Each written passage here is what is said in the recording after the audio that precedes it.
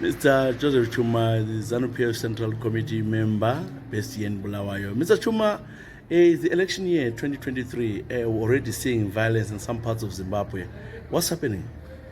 Well, those are very unfortunate incidents. We all know that the leader of our party, the president of the state, has been very clear to say that no to violence. We need peace, we need unity.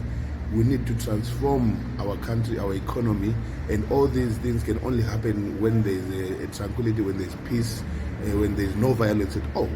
Now we see people that are carrying out acts of violence, and unfortunately people are quick to jump in and say that it is Zanu PF that has perpetrated those acts of violence. Zanu PF as a party is very clear. The leader of the party as the president is very clear.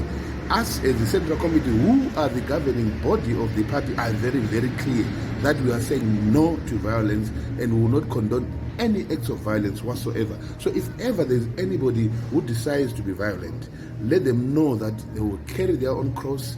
It will not be a burden of Zanu PF, it will be their own burden. Because besides, in our culture, if you didn't know, when you go out and be violent and kill somebody, that blood follows you and your generations, not Zanu PF as a party. So what is the use of carrying out violence acts against people that were supposed to be convincing to vote for our party and for our president and for our councillors and members of parliament? So we are saying no to violence.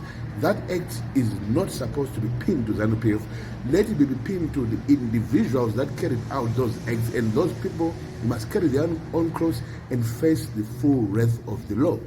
Are they your supporters? Because we are told that these people actually mentioned Triple C. This meeting is it for Triple C. Those surely are your supporters. But look here, we've got several other parties in Zimbabwe, so I do not know why, because Triple C has been mentioned, then suddenly Zanu PF must be married to that. We've got the MDC by Douglas Monzora, we've got MRP, Mtwakazi, we've got ZAPU, we've got the Maduku NCA party, we've got so many other several parties. I do not know why it is always that when there's something bad, a bad omen happens, it is pinned to our party. Our party is a peace-loving party. Even if you look at our symbol, it is unity, peace, and development. There's nothing to do with violence there. We heard that a 67-year-old has been arrested.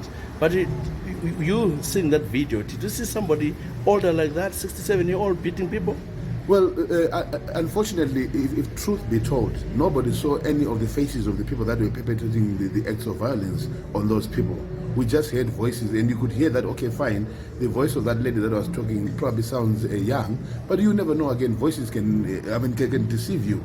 So if that 67-year-old is arrested, and then at least it is a starting point to an investigation whereby at the end of the day, we want to come to a conclusion and get the perpetrators of this stupid act, which is never supposed to happen at all.